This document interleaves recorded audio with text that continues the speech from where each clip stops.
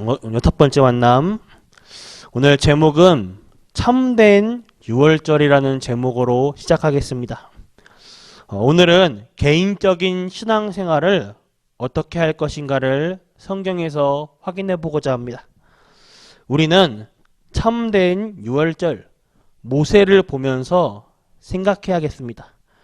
렘넌트들이 신앙생활을 어떻게 했는가? 성경 속에는 어떻게 했는가?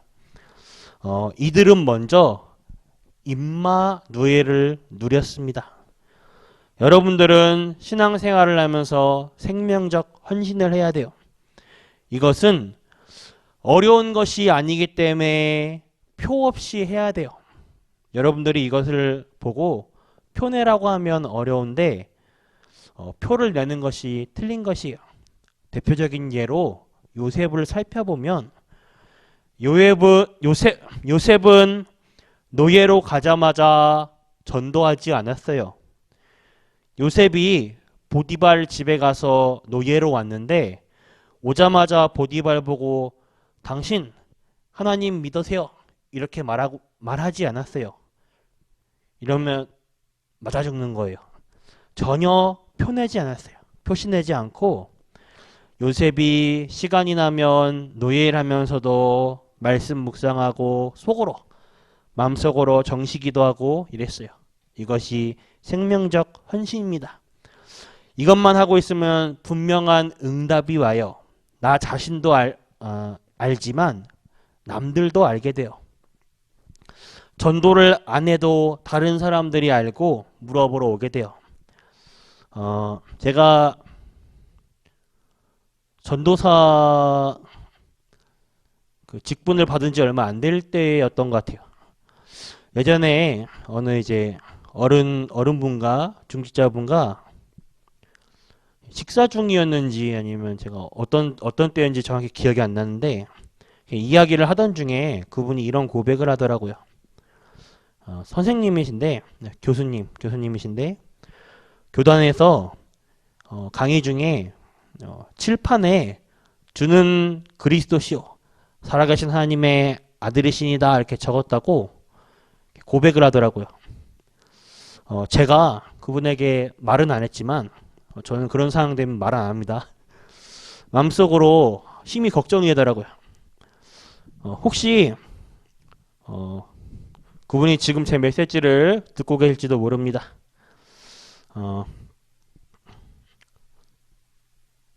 저희 성도님들보다 다른 분들이 많이 보는 것 같더라고요. 죄송합니다만 우리는 밖에 나가서 예수 믿는 사람이 이상한 짓 하면 안 돼요. 일은 이상하게 하면서 예수 믿는 거 티내고 전도하러 돌아다니면서 그것은 전도를 막는 것이에요. 렘넌트 7명은 그렇게 하지 않았습니다. 전혀 표시 안 내는 것에 특기가 있었어요. 나중에 보디발이 알게 돼요. 야, 여호와께서 너와 함께한다. 이 보디발이 고백을 해요. 또 바로왕이 보면서 깜짝 놀라죠. 여호와의 신에 충만한다. 이것이 전도예요. 물론 말을 할 때가 있습니다. 상대방이 묻는데 말을 안 할 필요는 없죠. 상대방이 어려움 당하는데 그때 답을 안 줄 필요는 없어요. 임마누엘의 응답을 딱 내가 누리고 있으면 틀림없이 정시기도의 시간이 옵니다. 이런 것들이 전도예요. 틀림없이 유일성의 응답을 받는 시간이 오는 것이죠. 물론 죽어가는 사람에게 갈 시간표도 있습니다. 그것은 딴 것이에요. 이것이 순서입니다. 그리고는 무시기도예요. 모세는요, 본문 말씀에 출애굽기서의 모세는 40년 동안 왕궁에서 공부를 했습니다. 지성을 쌓았죠. 40년 동안 광야에서 기도를 했어요. 여기서 제대로 기도를 하면서 영성을 쌓아요. 그리고 남은 40년은 이스라엘 백성을 끌고 나왔습니다. 현장이에요. 우리는 꼭 기억해야 됩니다. 여러분들은 300%의 전문성을 가지시라. 우리는 100%의 전문성을 가지면 안 돼요. 300%를 가져야 됩니다. 이 축복을 받은 사람이 모세예요. 지금부터 임마누엘의 하나님의 비밀만 누리면 이 응답은 다 오게 되어 있습니다. 모세가 120년간 사역한 것처럼 보이지만 사실은 임마누엘의 축복 속에 들어간 것이에요. 하나님이 모세에게 왜 이렇게 축복하셨는가? 결국 똑같습니다. 하나님이 여러분들에게 응답하실 내용입니다. 오늘 세 가지로 보겠습니다. 첫 번째로 노예에서 해방시켜라. 이스라엘 백성들이 지금 애굽에서 완전히 노예로 있기 때문에 해방시켜야 되는 거예요.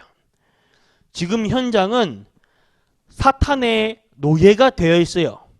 이것이 오늘날 우리가 깨달아야 할 문제예요.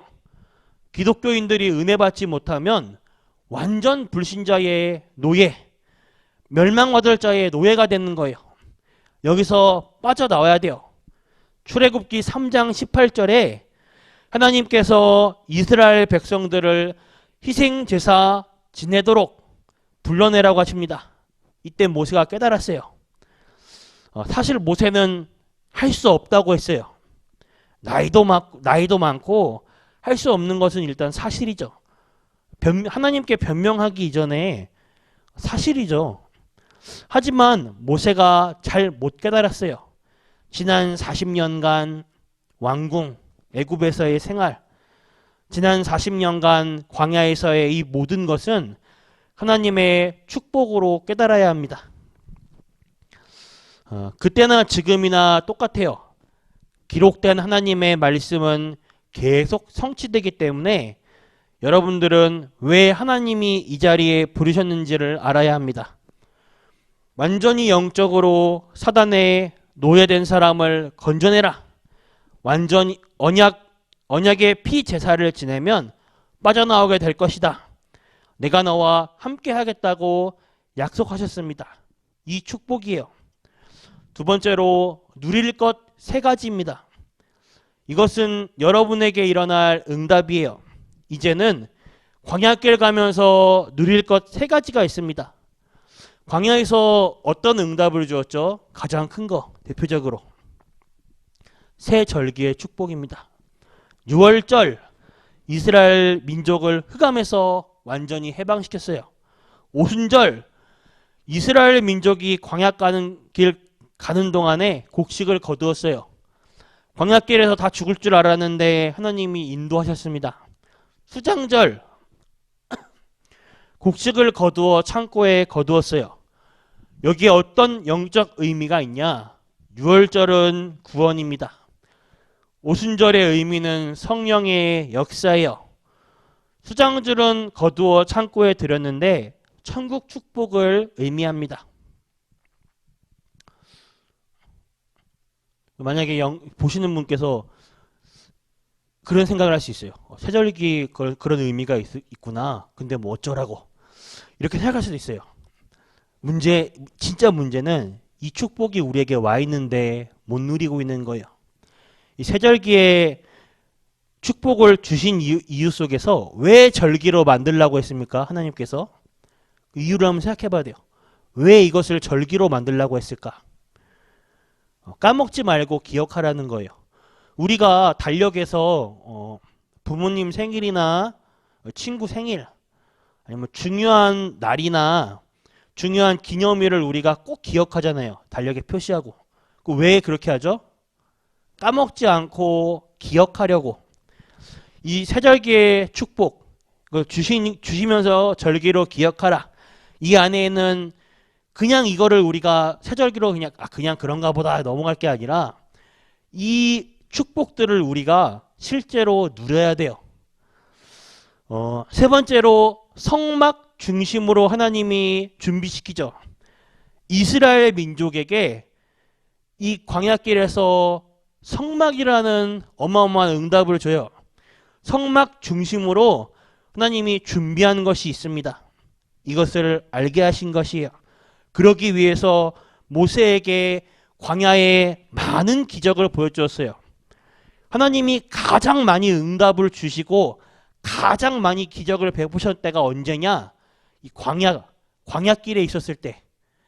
이스라엘 백성들이 광야 생활할 때 성경에 보면 가장 응답을 많이 주시고 가장 기적 가장 많이 베푸셔요. 이때가. 왜냐? 인생 문제의 모든 것과 답이 뭔가를 광야에서 다 알게 하신 거죠. 모든 축복을 하나님은 성막에 담아두었습니다. 하나님은 이 광야길을 가는 동안에 최고의 언약을 성막에 담아두었어요.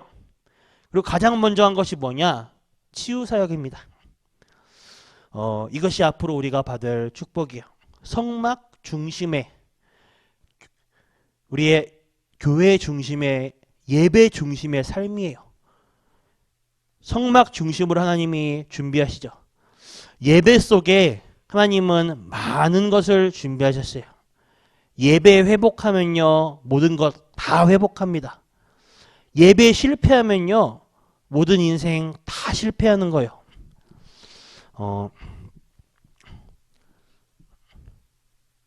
특별히 지금 원래 저는 이제 원고대로만 하려 합니다.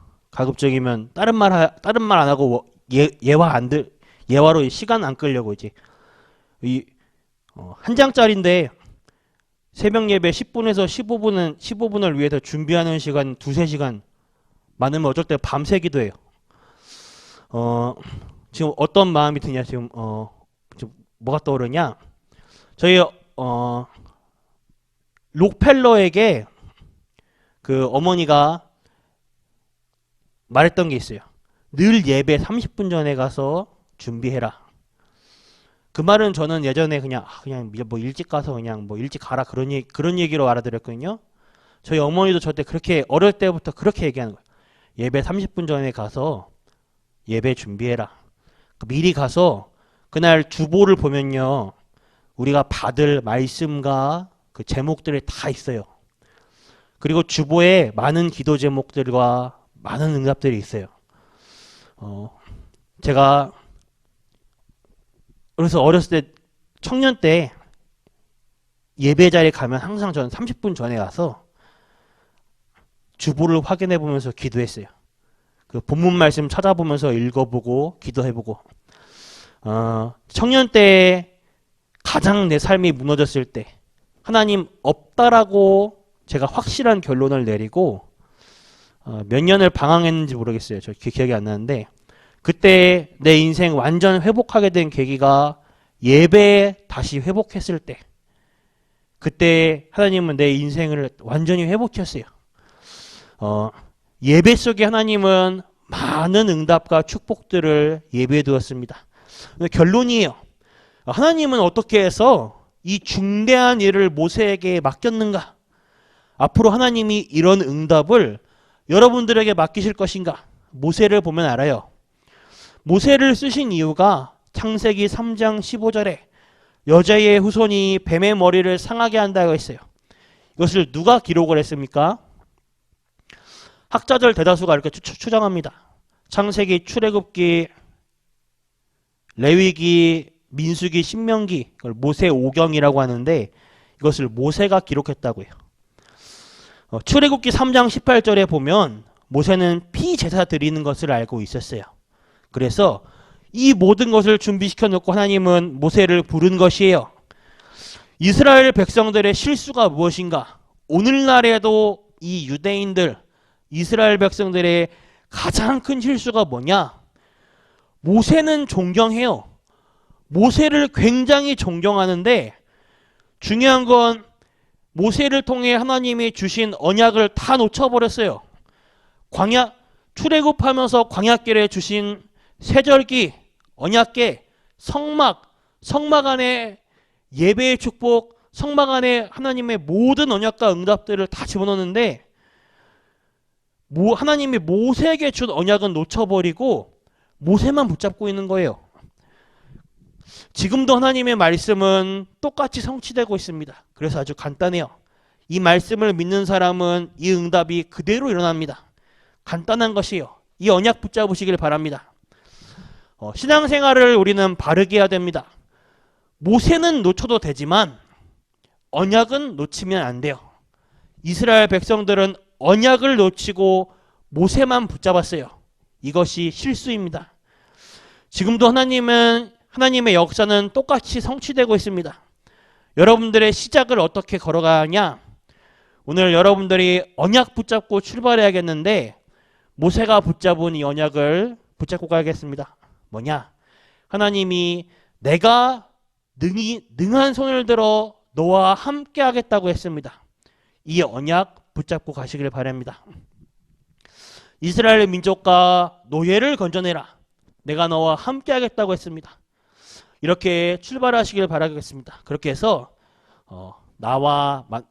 나를 먼저 살리고 나를 만나주는 모든 사람, 가정, 직장 현장, 국가, 전 세계 살리는 전도자의 대열에서는 전 성도님들 되길 바라겠습니다. 기도하겠습니다. 하나님께 감사합니다. 오늘 새 힘을 얻는 시작이 되게 하여 주옵소서. 영적인 힘을 얻는 오늘이 되게 하여 주옵소서. 우리에게 전에 없었던 힘을 얻는 하나님의 귀중한 축복의 날 되게 하여 주옵소서.